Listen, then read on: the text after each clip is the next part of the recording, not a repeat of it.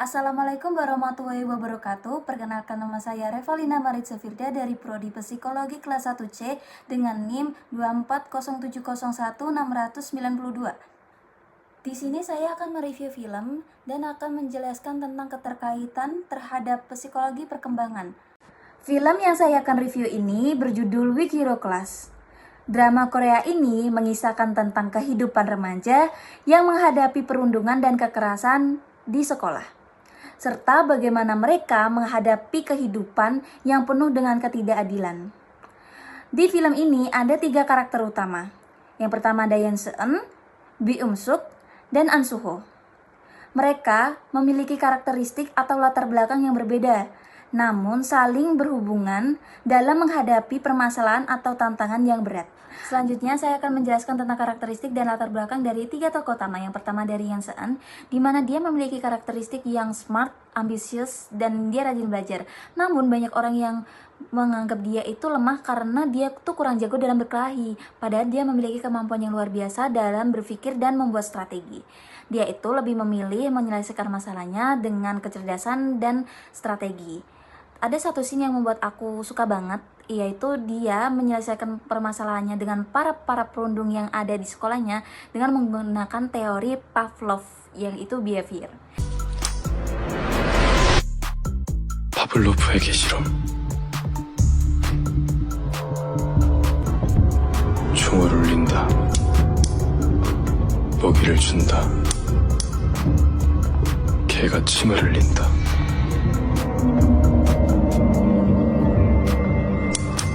총만 울린다. 그만하자. 부탁이다. 부탁한다고. Keren banget. Namun latar belakang keluarganya nih cukup kurang harmonis karena ayahnya itu seorang pengacara yang jarang sekali di rumah. Jadi dia tuh sangat sibuk dengan pekerjaannya. Jadi si Yeon Seon ini kurang perhatian dari orang tuanya. Begitu pula juga ibunya yang pasif dalam peran keluarga gitu. Nah, makanya Yeon Seon ini menjadi pribadi atau memiliki karakter yang pendiam, introvert, dan tertutup gitu. Selanjutnya ada Bi Suk, di mana dia ini memiliki karakteristik yang emosional dan susah sekali mengendalikan rasa emosinya. Mungkin karena faktor dia dulu di sekolah lamanya dibully, makanya dia pindah ke sekolah yang baru gitu. Namun di akhir-akhir episode dia itu pembulinya datang kembali untuk membuli si dia ini. Jadi dia memiliki rasa dendam, sering beremosi gitu. Nah, latar belakang dari keluarga Bi Suk ini, dia merupakan anak adopsi, di mana dia diadopsi oleh dewan. Jadi kayak orang tuanya itu pejabat. Nah, setiap dia melakukan si Bi Suk ini melakukan kesalahan, orang tuanya akan melakukan kekerasan kepada Bi Suk. Jadi Bi Suk ini secara tidak langsung memiliki trauma terhadap kekerasan gitu ya. Jadi karena dia di sekolah juga mendapatkan kekerasan dari para pembuli, dan di rumah dia mendapatkan kekerasan dari ayahnya gitu. Ayah angkatnya lebih tepatnya ya. Dan pada akhirnya dia memiliki karakter yang tertutup dan dia memiliki karakter yang insecure. Dia takut karena dia tidak merasa dirinya tidak berdaya.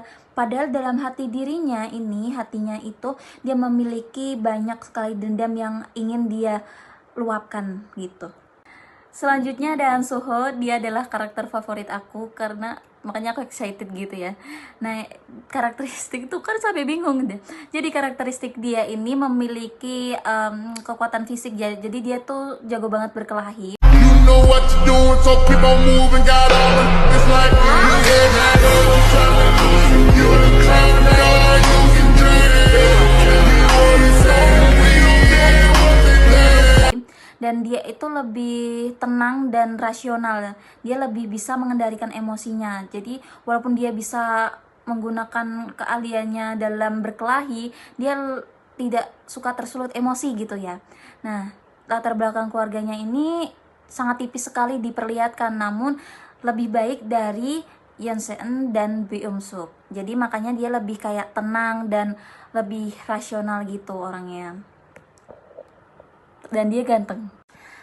Selanjutnya konflik yang ada di film ini yaitu adalah perundungan, di mana mereka bertiga itu harus bekerja sama untuk melawan para perundung yang ada di sekolah.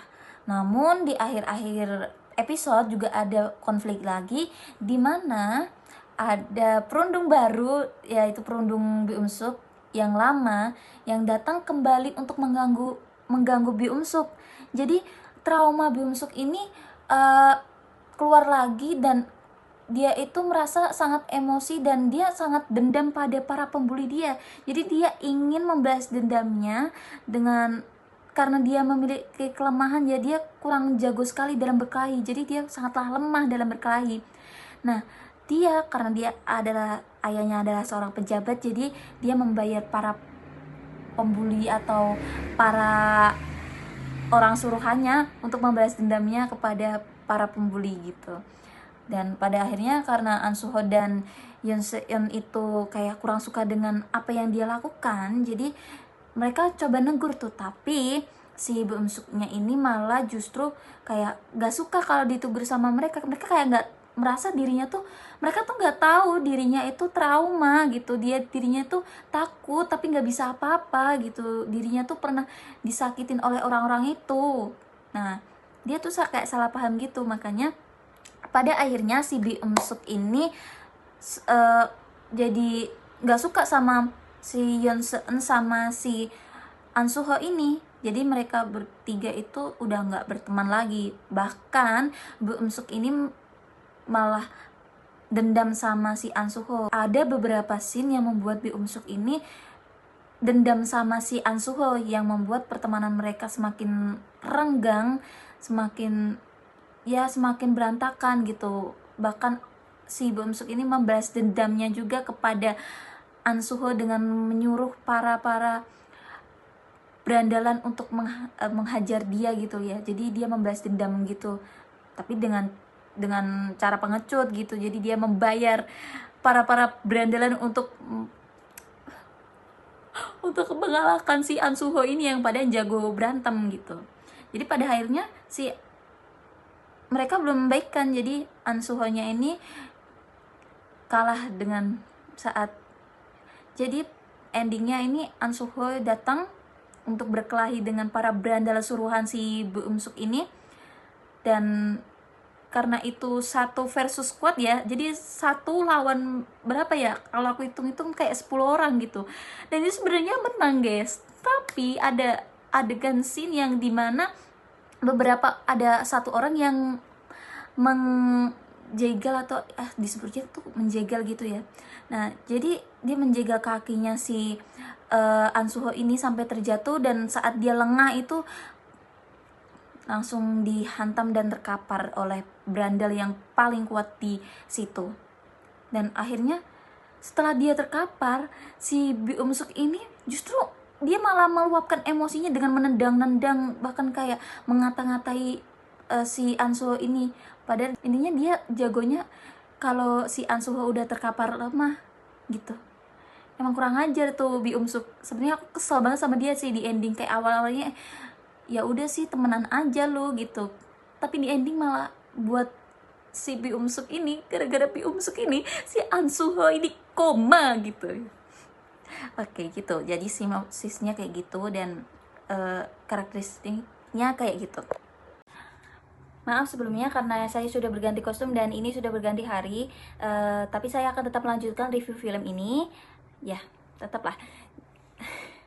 Jadi selanjutnya keterkaitannya terhadap psikologi perkembangan dan sistem perkembangan, yaitu peran penting orang tua bagi anak. Karena didikan orang tua atau bagaimana pola asuh orang tua itu akan membentuk suatu karakter anak dan juga bisa mengubah karakter anak. Dimana contohnya tadi Yoon Se-eun, ia memiliki orang tua yang kurang perhatian, maka dari itu dia menjadi anak yang lebih tertutup, tidak suka atau tidak bisa mengeluapkan semua emosinya atau amarahnya terhadap orang tuanya juga. Jadi dia lebih sering memendam permasalahan sendiri gitu. Selanjutnya ada Bio Suk, di mana dia ini justru dengan orang tuanya yang selalu memberikan kekerasan kepada dia menjadi orang yang memiliki trauma, memiliki emosi yang sangat susah untuk dikontrol, karena bagaimana orang tuanya saja memiliki sifat yang emosian yang melampiaskannya kepada anaknya. Jadi si Byung Suk ini juga suka meluapkan emosinya kepada orang-orang yang sudah mengganggu dia gitu. Nah, jadi kepribadian si Byung Suk ini juga menjadi kepribadian yang insecure karena orang tuanya saja suka mengolok-olok dia gitu. Dan dia menjadi orang yang pendiam karena dia memiliki ketakutan tentang jika dia salah dia akan dipukuli, akan dibully gitu. Jadi dia menjadi orang yang pendiam. Selanjutnya ada An Soo Ho, di mana walaupun latar belakang dia ini tidak terlalu dipublish, tapi An Soo Ho ini tuh memang memiliki keluarga yang lebih baik daripada Yoon Se Eun dan Bi Om Suk. Karena si An Soo Ho ini itu cuman hanya dia tuh kekurangan dalam keuangan gitu. Jadi dia menjadi sosok atau jadi dia tuh menjadi kepribadian yang bagaimanapun caranya dia harus mencari uang untuk kelanjutan hidupnya gitu. Jadi dia memiliki sifat berjuang karena untuk memenuhi kebutuhan dia juga gitu. Jadi dia lebih dan karena keluarganya juga mungkin membesarkan si An Soo Ho ini dengan tidak ada kekasaran. Jadi An Soo Ho ini hanya menggunakan keahliannya berkelahi itu ketika di saat situasi yang berbahaya saja untuk melindungi diri dia sendiri, bukan untuk melampiaskan emosinya gitu. Jadi emosinya lebih terkontrol dan lebih tenang dan lebih rasional gitu. Jadi segitu saja review film dari saya. Semoga bermanfaat.